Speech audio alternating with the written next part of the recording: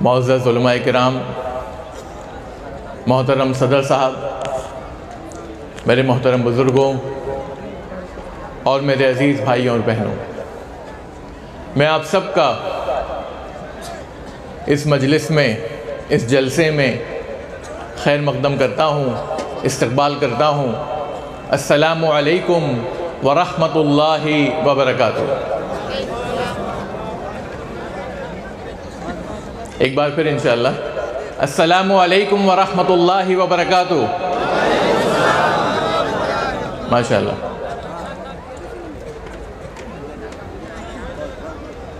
آج کی میری تقریر کا جو عنوان ہے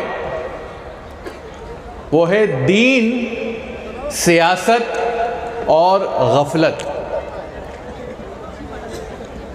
تین چیزیں میں نے آپ کے سامنے رکھیں: دین، سیاست اور غفلت، اور یہ تینوں چیزیں آپس میں جڑی ہوئی ہیں۔ سب سے پہلی جو چیز میں نے آپ کے سامنے رکھی وہ ہے دین۔ لفظ دین ہے کیا؟ لفظ دین دا یا نا سے آتا ہے، دین سے آتا ہے، اور دین کے معنی ہوتے ہیں قرضہ۔ یعنی اللہ سبحانہ و تعالیٰ نے انسانوں کو اتنی ساری نعمتیں دی ہیں، اتنا زیادہ ہمیں نوازا ہے کہ ہم اللہ سبحانہ و تعالیٰ کے قرض دار ہیں۔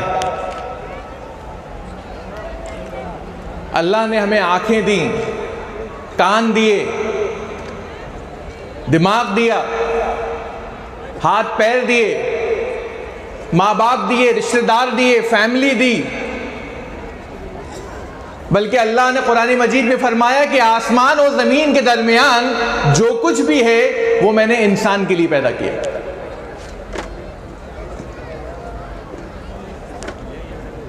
اور اللہ سبحانہ و تعالیٰ فرماتے کہتے ہیں کہ ہم نے انسان کو، یعنی اللہ سبحانہ و تعالیٰ نے انسان کو اپنے ہاتھوں سے بنایا۔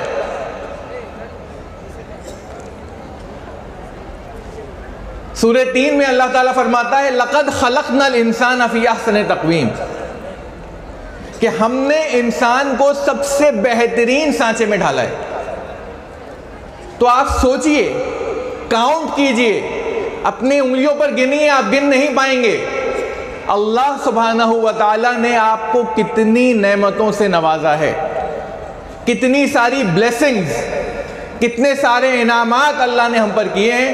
تو اللہ کے ہم قرض دار ہیں۔ دین جو لفظ ہے وہ دین سے آتا ہے، جس کے معنی ہوتے ہیں قرضہ۔ اب اس قرضے کو ہمیں ادا کرنا ہے، اس قرضے کی ادائیگی کی کوشش کرنا ہے۔ تو وہ ہم کیسے کریں گے؟ وہ کریں گے اللہ کے دین کو فالو کر کے۔ اللہ کے دین کو اگر ہم فالو کریں گے، اس کی اتباع کریں گے، اس کی اطاعت کریں گے، تو ہم اللہ کے قرضے کی ادائیگی کچھ کر پائیں گے۔ اور اللہ کا دین کیا ہے؟ میں نے شروع میں قرآن مجید کی آیت پڑھی تھی، سورہ آل عمران، سورہ نمبر 3، آیت نمبر 19، جس میں اللہ سبحانہ و تعالیٰ فرماتے ہیں ان الدین عند اللہ الاسلام، کہ جو دین اللہ کے نزدیک قبول ہے وہ ہے اسلام۔ اور اسلام کے معنی ہوتے ہیں اپنے آپ کو اللہ کے حوالے کر دینا، اپنی مرضی کو، اپنی رضا کو، اپنی اچھا کو اللہ کے سپرد کر دینا، اللہ کی اچھا کے مطابق، اللہ کی مرضی کے مطابق اپنی زندگی گزارنا، یہ ہے اسلام۔ جیسا اللہ چاہتا ہے ویسا کرنا، جس چیز سے اللہ کہتا ہے کہ پرہیز کرو، مت کرو، اسے نہیں کرنا، یہ اسلام ہے۔ اور یہ دین اللہ کہہ رہا ہے یہ دین مجھے تم سے چاہیے، یہ قرضہ جو میں نے تم کو دیا ہے، تم کو اتنی ساری نعمتوں سے نوازا ہے، اب تم اگر اس قرضے کی ادائیگی کرنا چاہتے ہو تو میرے دین پر چلو، اور وہ دین ہے اسلام، جس کے معنی ہے کہ اپنی اچھا کو، اپنی مرضی کو اللہ کے حوالے کر دینا، اللہ کی اچھا اور مرضی کے حساب سے زندگی گزارنا۔ دین کے ایک اور معنی ہے، دین کے معنی یہ بھی ہیں مالک یوم الدین۔ ہم سورہ فاتحہ میں پڑھتے ہیں کہ نہیں پڑھتے؟ بتائیے، مالک یوم الدین، یعنی کہ اس دن کا مالک۔ کس دن کا؟ جس دن ہم سب کو اپنے اعمال کی جزا اور سزا ملنے والی ہے۔ جو بھی ہم نے اس دنیا میں اچھے عمل یا برے عمل کیے ہیں، اس کا نتیجہ، اس کا حساب، اس کے لیے آپ کو جزا اور سزا جو ملے گی، وہ دن ہے آخرت کا دن۔ اس دن کا مالک اللہ ہے، مالک یوم الدین۔ اس دن حساب ہوگا۔ جو قرضہ اللہ نے آپ کو دیا ہے، اس کا حساب اللہ تعالیٰ جو ہے اس دن لے گا کہ تم نے میرے مطابق زندگی گزاری کہ نہیں گزاری۔ اگر گزاری ہوگی تو اس کے لیے تمہیں جزا ملے گی، جنت ملے گی، اور اگر نہیں گزاری ہوگی تو اس کی سزا بھی ملے گی۔ یہ ہے لفظ دین کا معنی۔ دین کو اگر میں ایک لفظ میں ترجمہ کروں تو وہ ہوگا نظام، سسٹم، ضابطۂ حیات، زندگی جینے کا طریقہ، اس کا سسٹم، اس کا نظام۔ اور کسی بھی نظام کو لاگو کرنے کے لیے، نافذ کرنے کے لیے لوگ چاہیے، اور ایسے لوگ چاہیے جو اس اللہ کے نظام کو لاگو کر سکیں، نافذ کر سکیں۔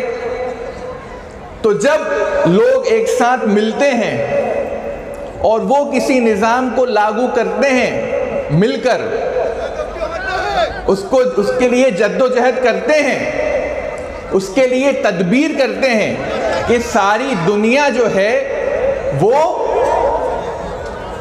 پیسفلی، امن و امان کے ساتھ، سکون کے ساتھ، پیس کے ساتھ رہ سکے اس دنیا میں، تو اس کو کہتے ہیں سیاست۔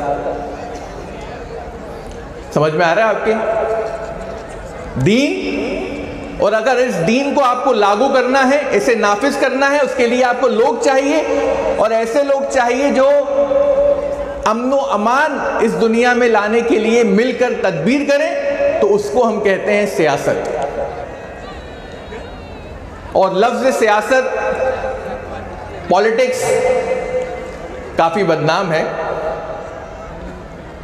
اور یہ بدنام اس لیے ہو گیا ہے کیونکہ اس میں جو زیادہ تر لوگ ہیں، میں سب کا نہیں کہوں گا، اچھے لوگ بھی ہیں، لیکن جو میجورٹی لوگ ہیں وہ صرف اپنے فائدے کے لیے، اپنے ووٹ بینک کے لیے استعمال کرتے ہیں لوگوں کو۔ اور ہم دیکھتے ہیں کہ اسی وجہ سے اچھے لوگ جو ہیں وہ سیاست میں نہیں جا پاتے۔ حالانکہ اگر اچھے لوگ سیاست میں جائیں گے تو وہ امن و امان اس دنیا میں لانے کی کوشش جو کریں گے تو وہ بہتر ہوگا، لیکن اچھے لوگ کیوں نہیں جاتے؟ کیونکہ زیادہ تر وہاں پہ اچھے لوگ نہیں ہیں۔ اور اسلام میں سیاست ہے، اسلام میں سیاست ہے، اور ہم دیکھ سکتے ہیں کہ نبی کریم صلی اللہ علیہ وسلم نے 1400 سال پہلے ایک نظام قائم کیا مدینے میں، اور ہم دیکھ سکتے ہیں کہ اس نظام کے اندر مسلمانوں نے مدینے میں ایک سسٹم قائم کیا جس میں الحمدللہ مسلمان امن و امان کے ساتھ رہ رہے تھے۔ ایون غیر مسلم بھی، یہود، نصارہ، سب اس نظام کے تحت رہ رہے تھے۔ اور نبی کریم صلی اللہ علیہ وسلم کے بعد خلفاء راشدون، ابو بکر صدیق رضی اللہ عنہ، عمر رضی اللہ عنہ، عثمان رضی اللہ عنہ، اور علی رضی اللہ عنہ،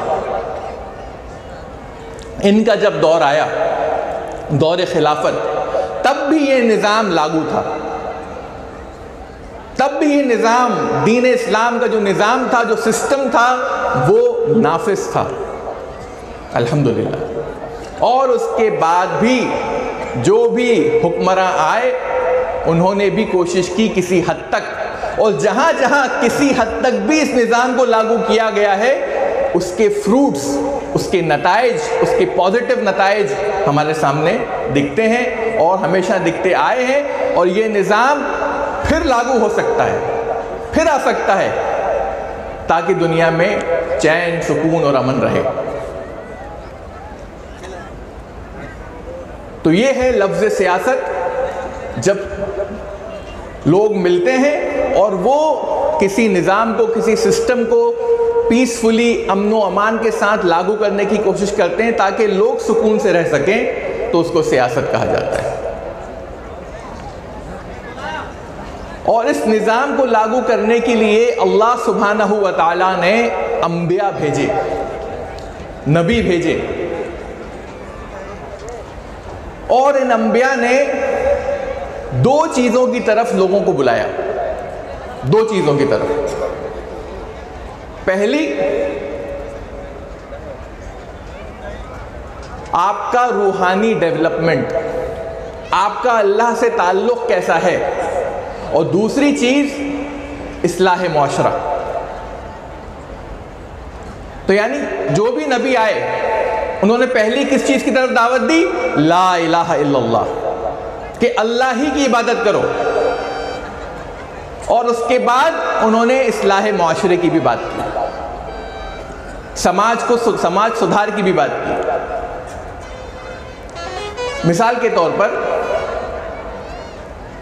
لوط علیہ السلام آئے، لوط علیہ السلام نے کیا کہا؟ قولوا لا الہ الا اللہ، تمام لوگوں کو بلایا کہ اللہ ہی کی عبادت ہونی چاہیے اور میں اللہ کا رسول ہوں۔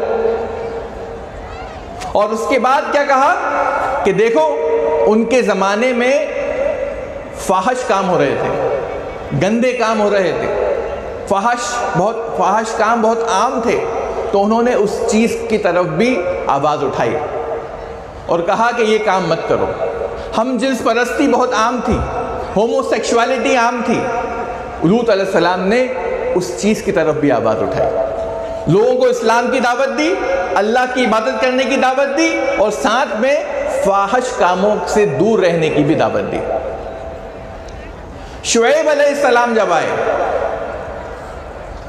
شعیب علیہ السلام نے بھی قولوا لا الہ الا اللہ کی دعوت دی، اللہ کی طرف بلانے کی دعوت دی، اللہ کی عبادت کی طرف دعوت دی، لیکن اس کے ساتھ ساتھ ان کے سماج میں، ان کے معاشرے میں جو بے ایمانی ہو رہی تھی، ناپ تول میں کمی اور زیادتی ہو رہی تھی، اس چیز کی طرف بھی انہوں نے آواز اٹھائی اور کہا کہ یہ بے ایمانی مت کرو۔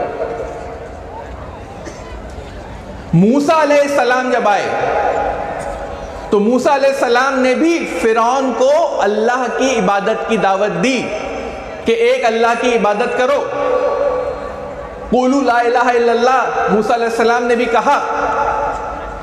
لیکن موسیٰ علیہ السلام کے زمانے میں کیا ہو رہا تھا؟ فرعون جو اپنے آپ کو خود رب کہتا تھا، نعوذ باللہ، اپنے آپ کو اللہ کہتا تھا، نعوذ باللہ، وہ بنی اسرائیل پر ظلم و زیادتی کر رہا تھا۔ تو موسیٰ علیہ السلام نے اس کے خلاف بھی آواز اٹھائی کہ دیکھو، تم پہلی بات تو تم اللہ کی عبادت کرو، اللہ ایک ہے، تم خود رب نہیں ہو، تم اللہ نہیں ہو۔ اور اس کے بعد موسیٰ علیہ السلام نے کیا کہا؟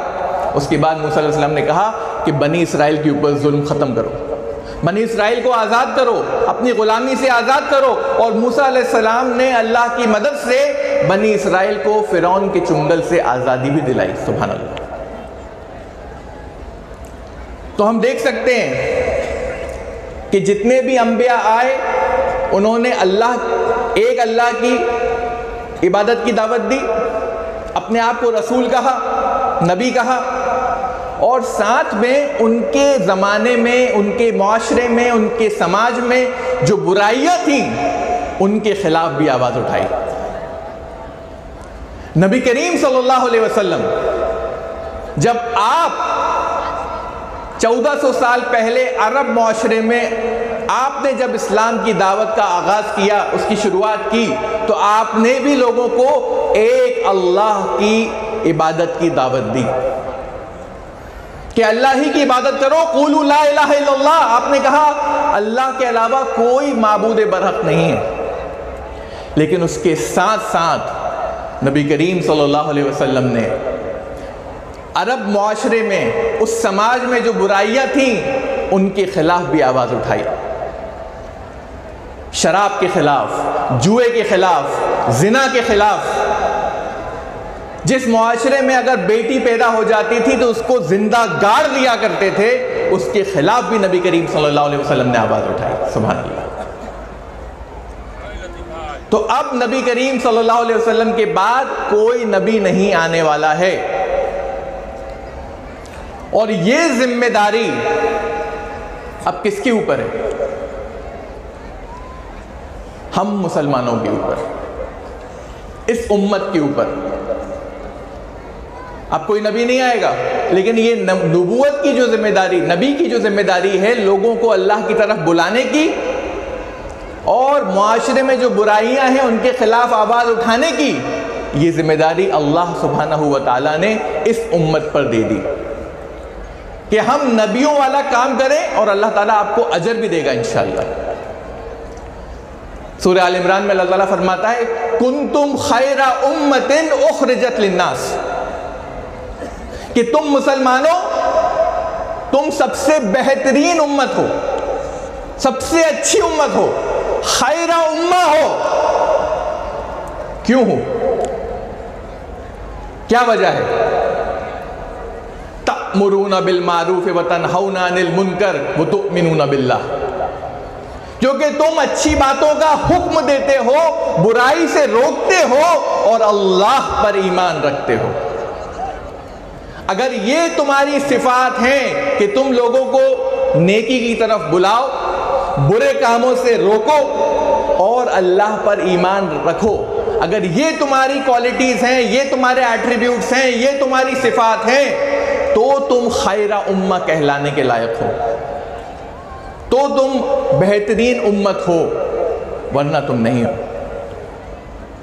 اور اگر تم نے یہ کام نہیں کیا تو اللہ تعالیٰ نے خبردار بھی کیا وَإِن تَتَوَلَّوْا يَسْتَبْدِلْ قَوْمًا غَيْرَكُمْ ثُمَّ لَا يَكُونُوا أَمْثَالَكُمْ، کہ اگر تم نے لوگوں کو اللہ کی عبادت کی دعوت نہیں دی، خالص اللہ کی عبادت کی دعوت نہیں دی، اچھائی کا حکم نہیں دیا، برائی سے لوگوں کو نہیں روکا، تو اللہ نے کہا ہے کہ میں تمہاری جگہ دوسری قوموں کو لے کر آؤں گا اور وہ لوگ تمہاری طرح نہیں ہوں گے۔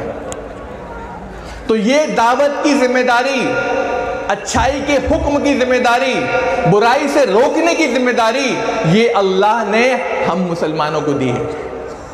ہمیں اپنے آپ کا جائزہ لینا ہے، ہمیں اپنے آپ سے سوال کرنا ہے، کیا ہم اس ذمہ داری کو انجام دے رہے ہیں؟ کیا ہم مسلمان اس ذمہ داری کو انجام دے رہے ہیں؟ تو یہ ہے دین، سیاست۔ اور ہم دیکھ سکتے ہیں کہ انبیاء نے کس طرح سے جو ہے دین کو نافذ کرنے کی، دین کو لاگو کرنے کی، امن و امان کے ساتھ تاکہ لوگ رہیں، اس کے لیے انبیاء نے دو چیزوں کی دعوت دی، اللہ کی عبادت، وحدانیت کہ ایک اللہ ہے، اور جو بھی برائیاں ہیں سماج میں ان کی خلاف بھی آواز اٹھائی۔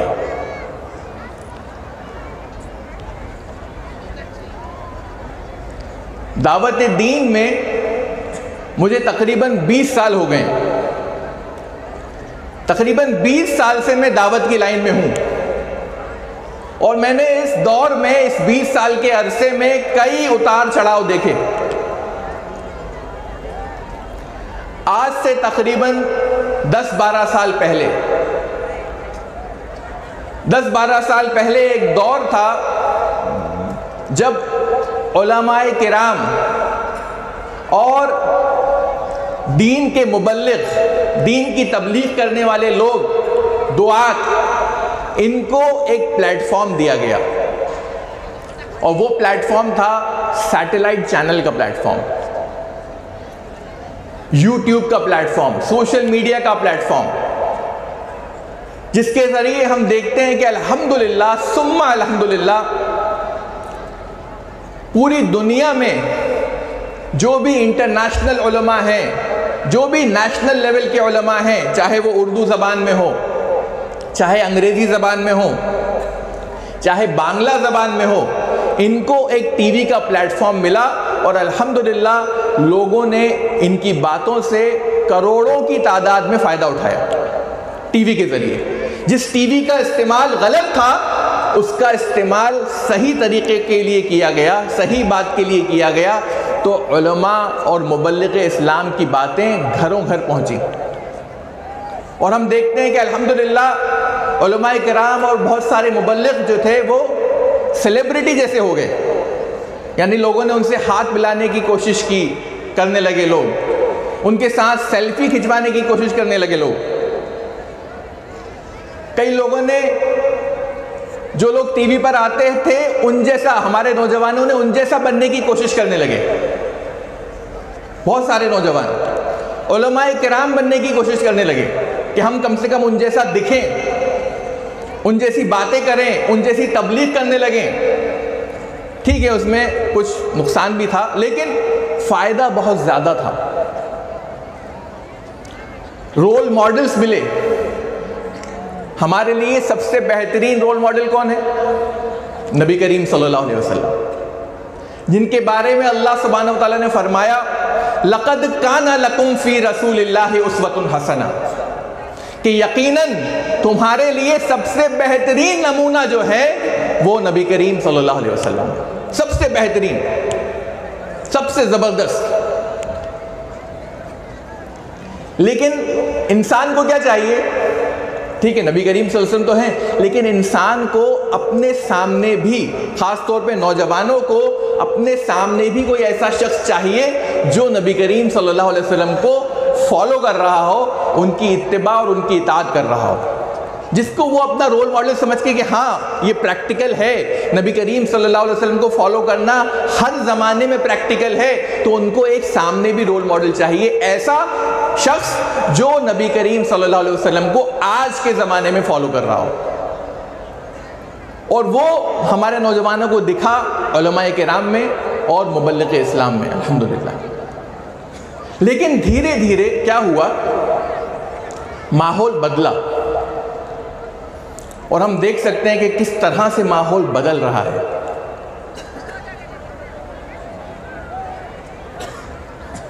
اور ہمارے نوجوانوں کے رول ماڈلز جو پہلے علماء کرام اور مبلغ اسلام تھے جو ٹی وی پر آتے تھے، دھیرے دھیرے وہ رول ماڈلز بدل کے اب سیاست داں، جو لوگ سیاست کرتے ہیں، نوجوانوں نے ہمارے ان کو اپنا رول ماڈلز بنا لیا۔ آپ دیکھیے اب جو ہے علماء کرام اور مبلغ اسلام کے بارے میں اتنا ڈسکشن نہیں ہوتا جتنا پولیٹکس کے بارے میں نوجوان ڈسکشن کرتے ہیں۔ میں پروٹیسٹ کے خلاف نہیں ہوں، پروٹیسٹ کیجئے، یہ ڈیموکریٹک کنٹری ہے، یہاں پر آپ اپنی آواز پہنچائیے، جو بھی حکمراں ہیں، اتھارٹیز ہیں، ان تک اپنی آواز پہنچائیے جو آپ چاہتے ہیں۔ لیکن اب کیا ہو رہا ہے؟ ہمارے نوجوان بہت زیادہ انوالو ہو رہے ہیں پروٹیسٹ میں، ان کو پولیٹکس، سیاست ایک کریئر نظر آنے لگا ہے۔ ان کو لگ رہا ہے کہ اگر ہم سیاست میں آئیں گے تو ہم بھی فیمس ہو سکتے ہیں، ہم بھی مشہور ہو سکتے ہیں، ہو سکتا ہے ہمیں بھی ٹکٹ مل جائے، ہو سکتا ہے ہم بھی پارشد بن جائیں، ودھایک بن جائیں، ایم ایل اے بن جائیں، ایم پی بن جائیں۔ اور بہت سارے مسلمان نوجوان جو ہے وہ پولیٹیکل پارٹیز کے مہرے بن گئے، جو بھی سیاست کھیلنے والی جو پارٹیز ہیں ان کے مہرے بن گئے، اور پولیٹیکل پارٹیز نے ان کو استعمال بھی کیا اور کر بھی رہی ہے، اور ہو سکتا ہے کہ یہ پارٹیز آپ کا استحصال بھی کریں، آپ کو ایکسپلائٹ بھی کریں، تو میری نوجوانوں سے درخواست ہے کہ ہو سکتا ہے کہ آپ کو ابھی فیم مل رہا ہو کہ آپ کسی بھی پروٹیسٹ کی جگہ پہ چلے جائیے، اپنے آپ ایک 10 منٹ کی اسپیچ دے دیجئے، اس کو فیس بک پر لائیو کر دیجئے، اور آپ کے 1000-2000 ویوز ہو جائیں گے اور آپ فیمس ہو جائیں گے۔ تو انہوں نے یہ اچھا طریقہ ہے۔ تو اب ہمارے رول ماڈلز جو ہیں وہ چینج ہو گئے، اب ہم علماء کرام کی طرف رخ نہیں کرتے، اب ہم مبلغ اسلام کی طرف رخ نہیں کرتے، اب ہمارے رول ماڈل سیاست کی دنیا میں ہیں۔ وہ فلاں کمار، وہ فلاں یہ، وہ فلاں راشد، وہ فلاں یہ ہمارے رول ماڈلز ہو گئے۔ تو یہ صحیح نہیں، اور پھر اتنے زیادہ ہم اس میں انوالو ہو گئے کہ ہمارے اندر غفلت آ گئی، غفلت۔ تیسرا جو پہلو ہے میرا، پہلا کیا تھا؟ دین، دوسرا سیاست، اور تیسرا کیا ہے؟ کیا ہے تیسرا؟ غفلت۔ غفلت میں تو نہیں ہے آپ لوگ، جاگ رہے ہیں نا الحمدللہ۔ تو غفلت کسے کہتے ہیں؟ غفلت کہتے ہیں ایسے گناہ کو جہاں پر آپ اس دنیا کی زندگی میں اتنے مشغول ہو جائیں کہ آپ اللہ کو بھول جائیں۔ غفلت کہتے ہیں ایسے گناہ کو کہ آپ دنیا میں اتنے مصروف ہو جائیں کہ آپ اپنی زندگی کا مقصد بھول جائیں۔ غفلت کہتے ہیں ایسے گناہ کو کہ آپ آخرت، اپنی دنیا میں جو بھی عمل آپ کر رہے ہیں، آپ ایسے عمل کرنے لگے اس دنیا میں کہ آپ آخرت کو بھول جائیں۔ مسلمان کو چاہیے، نوجوان مسلمان کو چاہیے کہ وہ جو بھی عمل کر رہا ہے، ہر عمل کو وہ اس طرح سے کرے کہ آخرت میں اس کو نقصان یا گھاٹا نہ ہو۔ یعنی کہ اس کا ایک ایک عمل یہ سوچ کر ہونا چاہیے کہ اس عمل سے میری آخرت تو خطرے میں نہیں آ رہی، اس عمل سے میری آخرت میں کیا فائدہ ہے، اس عمل سے میری آخرت میں کیا نقصان ہے۔ ہر مسلمان کو، ہر مسلمان نوجوان کو اپنے ہر عمل کو دیکھنا چاہیے کہ آخرت کے اندر میرے اعمال سے کیا نقصان اور کیا فائدہ ہو رہا ہے۔ اگر ہم اس طرح سے اپنی زندگی گزاریں گے تو پھر ہم غافل نہیں ہوں گے۔ لیکن اگر ہم بہت زیادہ، ہو سکتا ہے کچھ لوگ پیسہ کمانے کے اندر اتنا مشغول ہو گئے ہیں کہ انہوں نے اپنی زندگی کا مقصد کھو دیا ہے۔ ہو سکتا ہے لوگ اپنی سٹڈیز میں، پڑھائی لکھائی میں اتنا مشغول ہو گئے ہیں کہ انہیں پتہ ہی نہیں کہ ان کی زندگی کا مقصد کیا ہے اور آخرت میں ان کو کیا ملنے والا ہے۔ ہو سکتا ہے کئی لوگ سیاست کی کیریئر بنانے میں اتنے مصروف ہو گئے ہیں کہ ان کو پتہ ہی نہیں ہے کہ ہمارا جو عمل ہے، اس عمل سے ہماری آخرت پر کیا فرق پڑ رہا ہے۔ تو اس لیے کوئی بھی ایسا عمل جو آپ کو غافل کر دے، کوئی بھی ایسا عمل جو آپ کو غافل کر دے اللہ کی یاد سے، آپ کی زندگی کے مقصد سے اور آخرت سے، تو وہ عمل جو ہے وہ صحیح نہیں ہے، وہ آپ کو غافل کر دے گا، آپ کو غفلت میں مبتلا کر دے گا۔ تو دین، سیاست اور غفلت، اور غفلت میں پھر آؤں گا، لیکن اس سے پہلے میں آپ کے سامنے نبی کریم صلی اللہ علیہ وسلم کی سیرت سے کچھ رکھنا چاہتا ہوں۔ آپ کی زندگی بہت زبردست تھی، اور اس سے ہمیں کئی ایسی چیزیں مل سکتی ہیں جو ہم آج کے زمانے میں جس سے فائدہ اٹھا سکیں۔ آپ صلی اللہ علیہ وسلم نے اپنی زندگی میں، ہم دیکھتے ہیں کہ آپ کے چچا ابو طالب غیر مسلم تھے، ایمان نہیں لائے تھے، لیکن آپ کے چچا کی وجہ سے الحمدللہ نبی کریم صلی اللہ علیہ وسلم کو مکہ میں پروٹیکشن ملا۔ جب تک آپ کے چچا حیات تھے، نبی کریم صلی اللہ علیہ وسلم کو کوئی انگلی بھی نہیں لگا سکتا تھا، کیونکہ ابو طالب مکہ کے چیف تھے، لیڈر تھے۔ تو نبی کریم صلی اللہ علیہ وسلم کو، حالانکہ آپ اسلام کی دعوت دے رہے تھے، نبی کریم صلی اللہ علیہ وسلم، اور لوگوں کو اسلام کی طرف بلا رہے تھے، عرب کی برائیوں کے خلاف بھی آواز اٹھا رہے تھے، لیکن عرب کے لوگ کچھ نہیں کر پا رہے تھے کیونکہ ابو طالب زندہ تھے، آپ کے چچا، اور وہ مکہ کے چیف تھے۔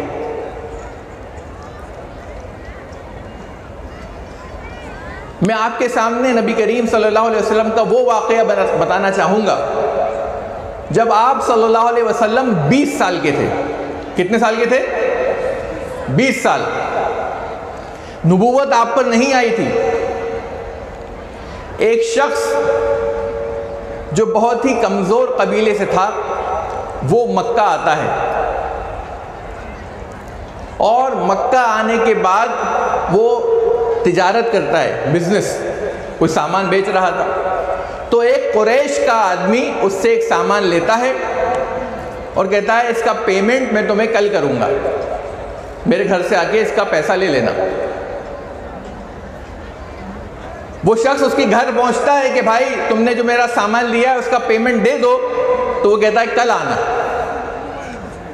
وہ کل پھر آتا ہے، وہ کہتا ہے بھائی مجھے پیسہ دے دو، اور وہ کہتا ہے کل آنا، کل پہ کل پہ کل پہ کل، اور اس شخص کو سمجھ میں آ جاتا ہے کہ یہ قریش جو ہے یہ میرا پیسہ نہیں دینے والا۔ تو وہ کیا کرتا ہے؟ وہ اس زمانے میں میڈیا کا استعمال کرتا ہے۔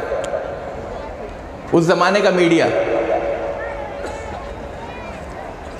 کیا تھا؟ اس زمانے کا میڈیا، اس زمانے کا میڈیا تھا شاعری، پوئٹری، اور اس نے شعر و شاعری کی اور جا کر مکہ کے دیوار پر، حرم کی دیوار پر، کعبے کی دیوار پر لٹکا دیا کہ میرے ساتھ ظلم ہوا ہے، میں کمزور قبیلے سے ہوں، اس لیے میرے ساتھ قریش نے ظلم کیا ہے۔ اے قریش، تمہارے ہی ایک انسان نے میرا ابھی تک پیمنٹ نہیں دیا، تم کعبے کی رکھوالی کرتے ہو اور تم لوگوں پر ظلم کرتے ہو۔ تو جب یہ بات پہنچی تو نبی کریم صلی اللہ علیہ وسلم کی چچا زبیر، مطعم ابن عدی، اور نبی کریم صلی اللہ علیہ وسلم خود جو کہ 20 سال کے تھے، آپ سب نے ایک جگہ پر میٹنگ کری۔ اس میٹنگ میں ایک فیصلہ ہوا، اس واقعے کو کہا جاتا ہے حلف الفضول۔ کیا فیصلہ ہوا؟ کہ اگر کوئی بھی شخص کسی کے ساتھ بھی ناانصافی ہوتی ہے تو ہم سارے لوگ قریش کے اکٹھا ہو کر اس ظلم کو دور کریں گے اور انصاف کرنے کی کوشش کریں گے۔ اور نبی کریم صلی اللہ علیہ وسلم 20 سال کی عمر میں وہ اس معاہدے میں شامل تھے۔ سبحان اللہ، آپ صلی اللہ علیہ وسلم خود اس معاہدے میں شامل تھے۔ سوچئے آپ، نبی کریم صلی اللہ علیہ وسلم 20 سال کی عمر میں، اور پھر کیا ہوا؟ جو قریش نے وہ مال نہیں دے رہا تھا اس کو مال واپس کرنا پڑا، مال دینا پڑا، جو چیز اس نے خریدی تھی اس کی قیمت اس کو چکانی پڑی، پریشر ڈلا اس کی طرف سے، کیونکہ اس زمانے میں کوئی قاعدہ قانون، پولیس، لا، کورٹ وغیرہ یہ سب نہیں تھا۔ تو یہ جو چنندہ لوگ تھے وہ سب اکٹھا ہوئے، آپ صلی اللہ علیہ وسلم کے چچا مطعم ابن عدی اور نبی کریم صلی اللہ علیہ وسلم خود جو کہ صرف 20 سال کے تھے، آپ اس ٹریٹی میں شامل ہوئے، اس معاہدے میں شامل ہوئے۔ اور اس واقعے کے بعد ایک اور واقعہ ہوا، جب کچھ لوگ مکے آئے باہر سے، اور کسی قریش نے ایک لڑکی کو دیکھا اور اس نے اس لڑکی کو اغوا کر لیا کیونکہ وہ اسے پسند نہ گئی تھی، پکڑ لیا، کڈنیپ کر لیا۔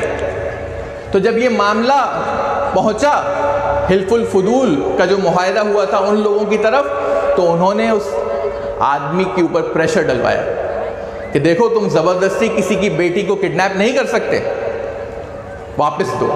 اس کے ماں باپ نے آواز اٹھائی اس لڑکی کے، اور نبی کریم صلی اللہ علیہ وسلم اور جو بھی لیڈران تھے جنہوں نے اس ٹریٹی کو، اس معاہدے کو اس میں شامل تھے، انہوں نے پھر اس لڑکی کو آزاد کرایا۔ اور 60 سال کی عمر میں نبی کریم صلی اللہ علیہ وسلم اسی معاہدے کو یاد کر رہے ہیں، حلف الفضول کے معاہدے کو۔ جب آپ 20 سال کے تھے اس کمرے میں موجود تھے، اس گروپ میں شامل تھے۔ 60 سال کی عمر میں مدینے میں نبی کریم صلی اللہ علیہ وسلم اس معاہدے کو پھر سے یاد کرتے ہیں اور کہتے ہیں کہ میں اپنی جگہ کو کسی بھی شخص سے نہیں بدلوں گا حلف الفضول کے معاہدے میں، چاہے مجھے تم 100 کیمل بھی دے دو، 100 سے بھی زیادہ اونٹ بھی اگر تم دے دو گے تو بھی میں اپنی جگہ کو کسی سے بھی نہیں بدلوں گا۔ سبحان اللہ، کیا مطلب ہوا؟ 100 سے بھی زیادہ کیمل یعنی ملینز آف ڈالرز، کروڑوں روپے بھی تم مجھے دو گے، اربوں روپے بھی دو گے تو بھی میں اپنی جگہ کو کسی سے بھی نہیں ایکسچینج کروں گا، بدلوں گا نہیں۔ مجھے فخر ہے، مجھے گرو ہے اس بات کا کہ میں بھی اس معاہدے میں تھا جو ظلم کے خلاف تھا۔ سبحان اللہ، یہ تھے نبی کریم صلی اللہ علیہ وسلم، اور یہ واقعہ ہے جب آپ 20 سال کے تھے، اور 60 سال کی عمر میں جب آپ نبی تھے آپ نے اس چیز کو کہا کہ الحمدللہ مجھے خوشی ہے، مجھے فخر ہے، مجھے گرو ہے کہ میں اس معاہدے میں شامل تھا، اور آج بھی اگر وہ معاہدے کی بات ہوگی اور جو کچھ بھی ہم نے فیصلہ لیا تھا اس کو آج بھی اگر لاگو کرنا ہے تو میں سب سے پہلے کھڑا ہوں گا، میں سب سے پہلے کھڑا ہوں گا ظلم کے خلاف، ظلم کے خلاف آواز اٹھانے کے خلاف۔ اور نبی کریم صلی اللہ علیہ وسلم نے غیر مسلموں سے بھی مدد طلب کی۔ سب سے پہلے تو آپ کے خود کے چچا، میں نے بتایا آپ کو، ابو طالب اسلام نہیں لائے تھے لیکن نبی کریم صلی اللہ علیہ وسلم کو پروٹیکشن دی ہوئی تھی۔ جب ابو طالب پہ پریشر پڑا تو آپ نے مسلمانوں کو ایک وادی کی طرف کہا کہ تم لوگ میری وادی ہے وہاں پر، تم لوگ وہاں چلے جاؤ تاکہ تم لوگ سیف رہو، ورنہ یہاں پہ تم لوگ مکہ میں سیف نہیں ہو۔ تو مکہ کے تھوڑے دور پہ ایک وادی تھی، ایک ویلی تھی، پہاڑ تھے، اس کے بیچ میں جگہ تھی، مسلمان وہاں جا کے رہنے لگے۔ تو قریش نے مسلمانوں کا بائیکاٹ کر دیا، پورا بائیکاٹ کر دیا، نہ کھانا نہ پینا کچھ نہیں، مسلمانوں کو کھجور اور پانی پہ زندہ رہنا پڑا۔ کئی مسلمانوں کو پیٹ کے اوپر پتھر باندھ کر تاکہ بھوک کا احساس نہیں ہو، پیٹ بھاری لگے کہ کچھ ہے، اس طرح سے کئی دن گزارنے پڑے۔ ایسے حالات میں مطعم ابن عدی جو کہ ایک غیر مسلم تھا، اس نے ایک اونٹ کے اوپر بہت ساری کھجوریں، پانی، سوکھا گوشت تاکہ وہ بہت دن تک چل سکے، اس نے اس اونٹ کو دھکا دیا اور وہ اونٹ بھاگتا ہوا دوڑتا ہوا مسلمانوں کی وادی میں آ گیا، اور الحمدللہ ثم الحمدللہ ایک غیر مسلم کی مدد سے کئی مہینوں تک مسلمانوں کو کھانا پینا ملا۔ مطعم ابن عدی مسلمان نہیں تھا لیکن اس کو یہ ظلم مسلمانوں کے اوپر ہوتا ہوا اچھا نہیں لگا۔ اس نے کہا میں مسلمانوں کی مدد کروں گا، اور خفیہ طور پر اس نے وہ اونٹ بھیجا کھانے پینے کا سامان رکھ کر، اور مسلمانوں نے کئی مہینوں تک وہ کھجور، پانی اور سوکھا ہوا گوشت بہت دنوں تک کھایا۔ لیکن پھر کیا ہوا؟ ابو طالب کا انتقال ہو گیا، اور جیسے ہی ابو طالب کا انتقال ہوا تو دوسرا انسان جو چیف بنا وہ کون تھا؟ ابو لہب۔ وہ بھی آپ کا چچا تھا لیکن وہ ابو طالب جیسا نہیں تھا، وہ نبی کریم صلی اللہ علیہ وسلم اور اسلام کا سب سے بڑا دشمن، سب سے بڑے دشمنوں میں سے ایک تھا ابو لہب۔ وہ اب چیف بن گیا، وہ اب پرائم منسٹر بن گیا، پریسیڈنٹ بن گیا، سمجھ لیجئے آپ۔ اور جیسے ہی وہ چیف بنا ابو لہب، اس نے نبی کریم صلی اللہ علیہ وسلم کی سٹیزن شپ لے لی۔ سٹیزن شپ نبی کریم صلی اللہ علیہ وسلم کی لے لی کہ اب تم جو ہے مکہ میں نہیں رہ سکتے، تم یہاں کے ناگرک نہیں ہو۔ جب تک ابو طالب تھے انہوں نے تمہیں پناہ دی تھی، لیکن اب میں چیف بن گیا ہوں، میں پرائم منسٹر بن گیا ہوں، میں پریسیڈنٹ بن گیا ہوں، اب میں تم کو مکہ کا ناگرک نہیں مانتا، میں تمہاری سٹیزن شپ برخاست کرتا ہوں، تمہاری سٹیزن شپ تم سے چھینتا ہوں۔ آپ لوگ سمجھ رہے ہیں نا میں کیا کہہ رہا ہوں؟ آ رہی ہے بات سمجھ میں؟ سٹیزن شپ، نبی کریم صلی اللہ علیہ وسلم کی سٹیزن شپ چھین لی گئی، کوئی ڈاکیومنٹ وہ ثابت نہیں کر رہا، وہ مان ہی نہیں رہا تھا آپ کچھ بھی ثابت کرو، کہہ رہے نہیں میں تو یہیں پیدا ہوا ہوں۔ لیکن نہیں، ارے میرے ابو طالب میرے چچا تھے، میرے باپ دادا یہیں رہے ہیں۔ ابو لہب نے کہا نہیں، میں تمہیں یہاں کا سٹیزن نہیں مانوں گا، تم مکہ میں نہیں رہ سکتے۔ اب نبی کریم صلی اللہ علیہ وسلم کیا کرتے؟ اب آپ صلی اللہ علیہ وسلم گئے طائف۔ آپ کو پتا ہے طائف کا واقعہ سب جانتے ہیں، لیکن طائف گئے کیوں نبی کریم صلی اللہ علیہ وسلم؟ ریزن کیا تھا طائف جانے کا؟ کیونکہ ابو لہب نے چیف بننے کے بعد نبی کریم صلی اللہ علیہ وسلم کو مکہ سے بے دخل کر دیا تھا، تو آپ نے سپورٹ کے لیے آپ طائف گئے کہ شاید وہاں کے جو حکمران ہیں، وہاں کے جو لیڈر ہیں، وہ آپ صلی اللہ علیہ وسلم کو پناہ دے دیں، سیکیورٹی دے دیں، انہیں وہاں رہنے کا موقع مل جائے۔ لیکن طائف کے لوگوں نے نبی کریم صلی اللہ علیہ وسلم کی بات نہیں سنی۔ انہوں نے اپنے بچوں سے کہا کہ پتھر مار مار کے اس شخص کو نکال دو یہاں سے۔ آپ صلی اللہ علیہ وسلم وہاں سے دوڑ رہے تھے، زید ابن حارثہ آپ کو کور کر رہے تھے کہ آپ صلی اللہ علیہ وسلم کے اوپر پتھر نہ پڑے، اپنے اوپر پتھر جھیل رہے تھے، اور لیکن طائف کے لوگوں نے پتھر مار مار کر نبی کریم صلی اللہ علیہ وسلم کو وہاں سے نکال دیا۔ آپ صلی اللہ علیہ وسلم کا حال ایسا تھا کہ سر پہ سے خون بہہ رہا تھا، اور جو جوتی آپ پہنے ہوئے تھے اس میں سے باہر آ رہا تھا، جوتوں میں سے باہر نکل رہا تھا، اتنا خون۔ یہ دیکھ کر اللہ سبحانہ و تعالیٰ نے جبرائیل امین کو نبی کریم صلی اللہ علیہ وسلم کے پاس بھیجا کہ جاؤ، جو بھی میرا نبی کہے ویسا کر دینا۔ اور جبرائیل امین پہاڑ کے فرشتے کے ساتھ آئے، اور آپ صلی اللہ علیہ وسلم سے کہا کہ اے نبی،